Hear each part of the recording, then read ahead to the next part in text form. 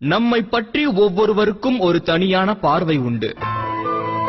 அறிமுகம் இல்லாதவர்களின் பார்வையில் நாம் எல்லோரும் சாதாரண மனிதர்கள். பொறாமைக்காரரின் பார்வையில் நாம் அனைவரும் அகந்தையாளர்கள். நம்மை புரிந்து கொண்டோரின் பார்வையில் நாம் அற்புதமானவர்கள். நேசிப்போரின் பார்வையில் நாம் தனிச்சிறப்பானவர்கள். காழ்ப்புணர்ச்சி கொண்டவர்களின் பார்வையில் நாம் கெட்டவர்கள். சுயநலவாதிகளின் பார்வையில் நாம் ஒழிக்கப்பட வேண்டியவர்கள். சந்தர்ப்பவாதிகளின் பார்வையில் நாம் ஏமாளிகள்.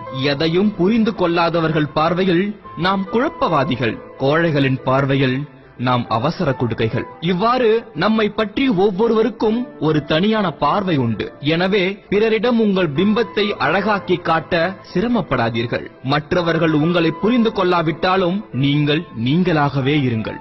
மனிதர்களை திருப்திப்படுத்துதல் என்பது எட்ட முடியாத இலக்கு. இது போன்ற மனிதர்களிடம் எட்ட முடியாததை விட்டுவிடுங்கள், ஆனால் அடைய வேண்டியதை விட்டுவிடாதீர்கள்.